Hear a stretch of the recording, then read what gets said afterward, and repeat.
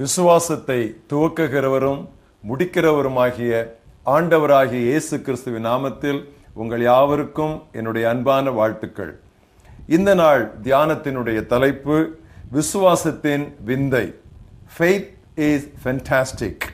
வாசிக்க வேண்டிய பகுதி அப்போஸ்தலர் 16 அத்தியாயம் 25 வசனம் முதல் 33 வசனம் வரை. நடுராத்திரியில் பவுலும் சீலாவும் ஜெபம் பண்ணி தேவனை துதித்து பாடினார்கள். காவலில் வைக்கப்பட்டவர்கள் அதை கேட்டுக்கொண்டிருந்தார்கள். சடுதியிலே சிறைச்சாலையின் அடித்தளங்கள் அசையும்படியாய் பூமி மிகவும் அதிர்ந்தது. உடனே கதவுகளெல்லாம் திறவுண்டன. எல்லாருடைய கட்டுகளும் கலண்டு போயிற்று. சிறைச்சாலைக்காரன் நித்திரை தெளிந்து சிறைச்சாலையின் கதவுகள் திறந்திருக்கிறதை கண்டு கட்டுண்டவர்கள் ஓடிப்போனார்கள் என்று எண்ணி பட்டயத்தை உருவி தன்னை கொலை செய்து கொள்ள போனான். பவுல் மிகுந்த சத்தமிட்டு, நீ உனக்கு கெடுதி ஒன்றும் செய்து கொள்ளாதே, நாங்கள் எல்லாரும் இங்கேதான் இருக்கிறோம் என்றான். அப்பொழுது அவன் தீபங்களை கொண்டு வர சொல்லி உள்ளே ஓடி நடுநடுங்கி பவுலுக்கும் சீலாவுக்கும் முன்பாக விழுந்து அவர்களை வெளியே அழைத்து வந்து, ஆண்டவன்மாரே, ரட்சிக்கப்படுவதற்கு நான் என்ன செய்ய வேண்டும் என்றான். அதற்கு அவர்கள், கர்த்தராகிய இயேசு கிறிஸ்துவை விசுவாசி, அப்பொழுது நீயும் உன் வீட்டாரும் ரட்சிக்கப்படுவீர்கள் என்று சொல்லி அவனுக்கும் அவன் வீட்டில் இருந்த யாவருக்கும் கர்த்தருடைய வசனத்தை போதித்தார்கள்.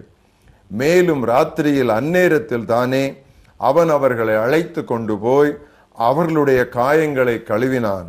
அவனும் அவனுடையவர்கள் அனைவரும் உடனே ஞானஸ்நானம் பெற்றார்கள். இன்றைய மனப்பாட வசனம் வாசித்த பகுதியிலே 31 வசனம், அப்போஸ்தலர் 16:31.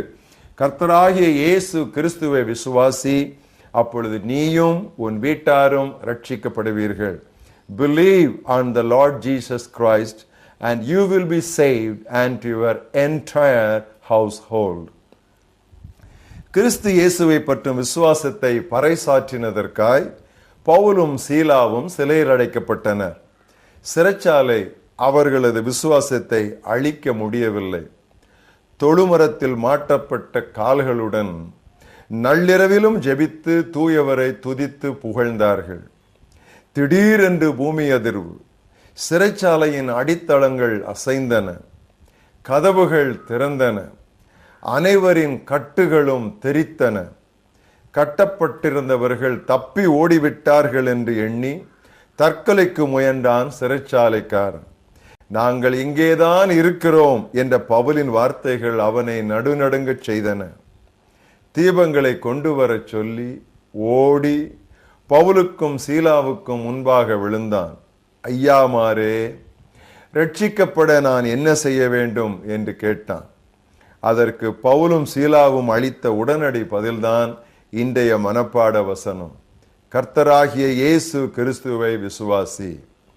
ரட்சிக்கப்பட நான் என்ன செய்ய வேண்டும், என் பாவங்களிலிருந்து விடுதலை பெற வழி என்ன என்று இதயத்தின் ஆழத்தில் இன்றும் குமுறிக்கொண்டிருப்போர் கோடிக்கணக்கானோர்.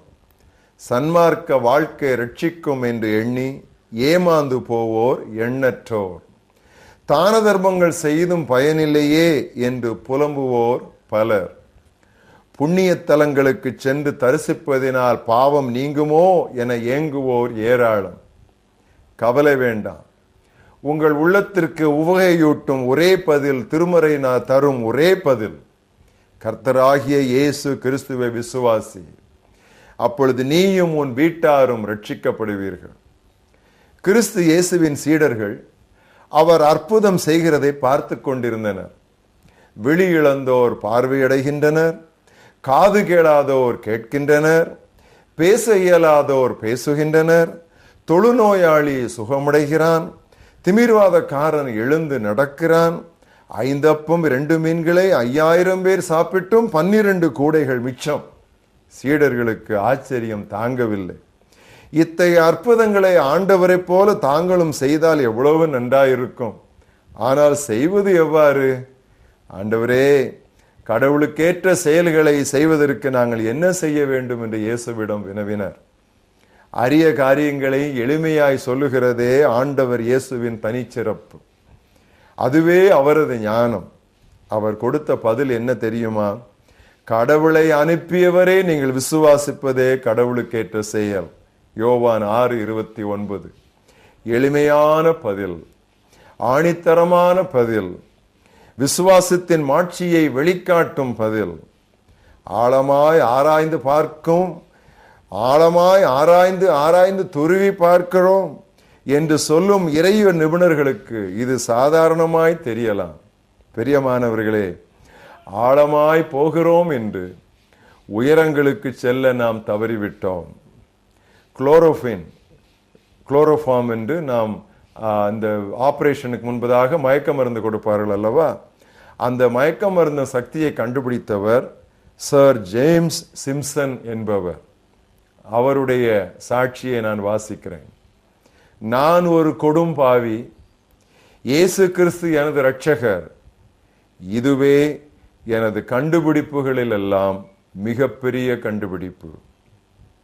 இந்த வேளையிலே என்னை கேட்டுக்கொண்டிருக்கிற அருமையான சகோதரர்களே, அருமையான சகோதரிகளே, நீங்கள் ரட்சிக்கப்பட்டிருக்கிறீர்களா? நீங்கள் ரட்சிக்கப்பட்டிருந்தால் அது உங்களுக்கே தெரியும், இன்னொருவர் சொல்லி தெரிய வேண்டிய அவசியம் இல்லை. நீங்கள் ரட்சிக்கப்பட்டிருக்கிறீர்களா என்ற கேள்வி இன்று உங்களிடத்தில் வரும் பொழுது எவ்வித தயக்கமும் இன்றி தாமதமும் இன்றி உடனே ஆம் என்று நீங்கள் சொல்ல முடியாவிட்டால் நீங்கள் ரட்சிக்கப்படவில்லை. நீங்கள் ரட்சிக்கப்படுவதற்கு அதையும் இதையும் செய்து நீங்கள் உங்களை குழப்பிக் கொள்ள வேண்டிய அவசியம் இல்லை. வேதம் தரும் பதில் எளிய பதில். கர்த்தராகிய இயேசு கிறிஸ்துவை விசுவாசியுங்கள். இயேசு கிறிஸ்துவே உங்கள் பாவங்களுக்காக சிலுவையில் 2000 ஆண்டுகளுக்கு முன்னால் மரித்தார் என்று விசுவாசியுங்கள். அவரே உங்களுக்கு பதிலாக பிராயச்சித்த பலியானார் என்று நம்புங்கள். அவரே விண்ணக தந்தையானவர் ரட்சிக்கப்படுவதற்காக நமக்கு நியமித்த ஒரே வழி என்று ஒத்துக்கொள்ளுங்கள்.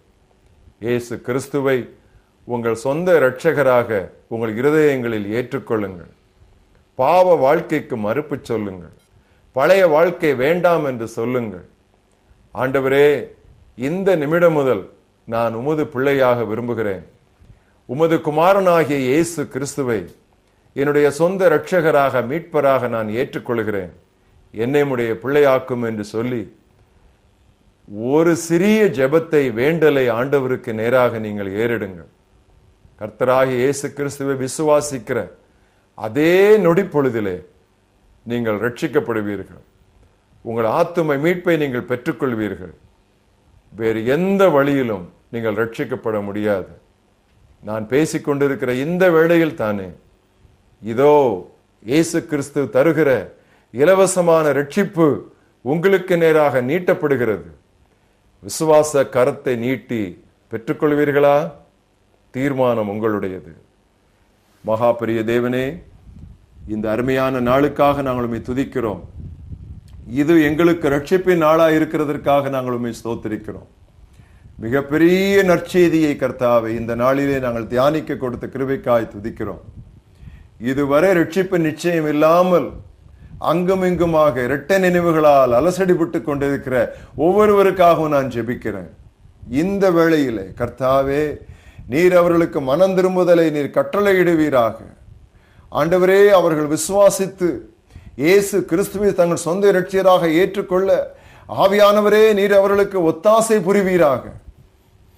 இந்த வேளையிலே தங்கள் இருதயங்களை திறந்து உம்முடைய குமாரனாய் இயேசு கிறிஸ்துவை தங்கள் சொந்த இரட்சகராக ஏற்றுக்கொள்ளும் ஒவ்வொருவருக்கும் தெய்வீக சமாதானத்தையும் நித்திய ஜீவனையும் நீர் வாக்கு பண்ணி இருக்கிறபடியே அருளி செய்வீராக. எங்கள் ஜெபங்களை நீர் கேட்கிறபடியால் நாங்கள் உமக்கு நன்றி சொல்கிறோம். துதிகன மகிமையை உமக்கே செலுத்துகிறோம். இயேசு கிறிஸ்துவின் நாமத்தில் பிதாவே, ஆமென்.